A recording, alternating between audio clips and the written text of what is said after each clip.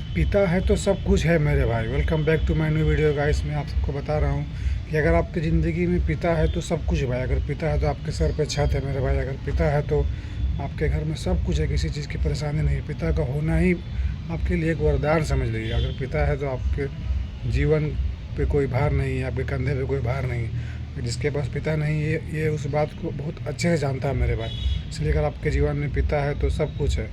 और आपके पिता आपको हमेशा कुछ न कुछ सिखाते ही रहेंगे। अपने पूरे जीवन का तजुर्बा आपको एक साथ दे देंगे बिना कुछ संकोच किए हुए।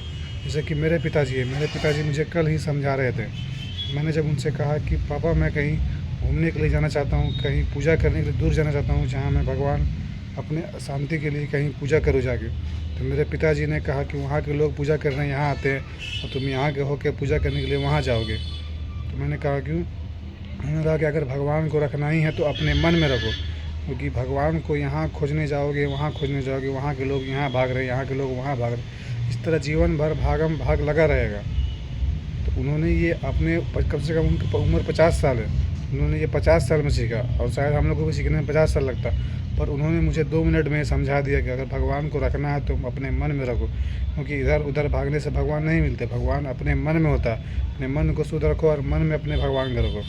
इसलिए अपने पिता का हमेशा सम्मान करना है मेरे भाई, क्योंकि पिता आपको हमेशा कुछ ना कुछ अपने से ज़्यादा सिखाना चाहते हैं, जिससे आप ऊंचाई तक जा सको, उनसे भी ऊंचा बड़ा बन सको, अपने जीवन में तरक्की को ऊंचाई को हासिल कर सको। क्योंकि पिता अपना हानि कभी नहीं देखते हैं, वो हमें हमेशा अपने बच्चे के हानि को देखते हैं। इसलिए अपने पिता का सम्मान हमेशा करना चाहिए। बहुत सारे लोगों को देखता हूँ मैं अपने पिता का सम्मान नहीं करते। वो बुजुर्ग हो जाने के बाद उन्हें अपने घर से निकाल कर उन्हें कहीं वृद्धाश्रम में छोड़ देते हैं, या फिर घर से निकाल देते हैं झगड़ा कर कोई अपने पिता को पीटते हैं। तो ये सब अच्छी बात नहीं मेरे भाई।